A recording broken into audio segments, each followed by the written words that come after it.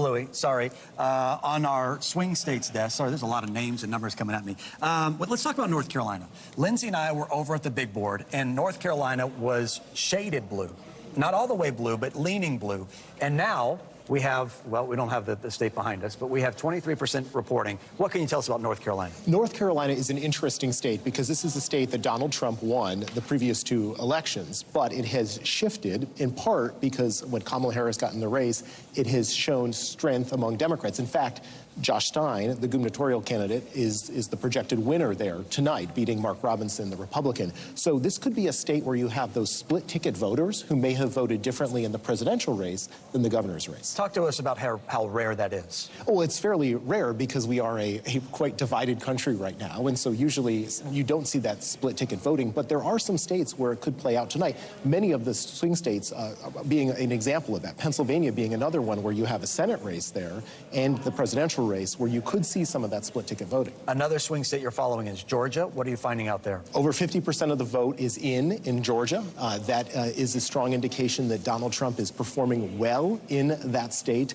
There's signs that we probably won't know Georgia yet, but they are counting the vote much faster tonight than they did 4 years ago. So that is a state where we might be able to have a call this evening. Raffensperger, the Secretary of State, told us that we actually could learn Georgia tonight. He was fairly confident in that. Would you be surprised? Well, remember, it was 10,000 votes just 4 years ago, so a very narrow margin, which required many days before we did. If Trump is able to maintain the lead that he has there now, yes, I do think we will know the answer tonight. Yeah, you got, what, 3 million votes if you add the tallies for each candidate so far?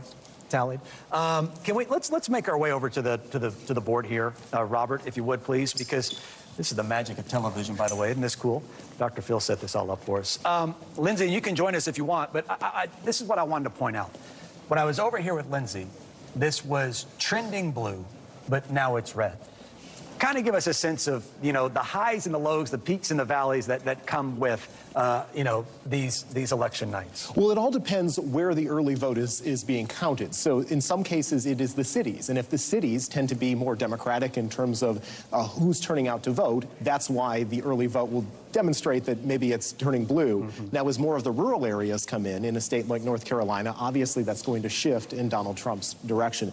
Remember, we were looking very closely at the western part of North Carolina, and I know that Dr. Phil was very focused on that as well, given the hurricane-ravaged areas in that state. So there was concern. Would those people be able to vote? How would that affect them, the ability to get to the polls or even do the mail-in balloting early on? Right. Let's send it back over to Dr. Phil because Dr. Phil, nope, we're not ready yet. He's got an interview coming up, but I guess not yet. All right, we are going back to Dr. Phil. Live television, y'all. Here's Dr. Phil with another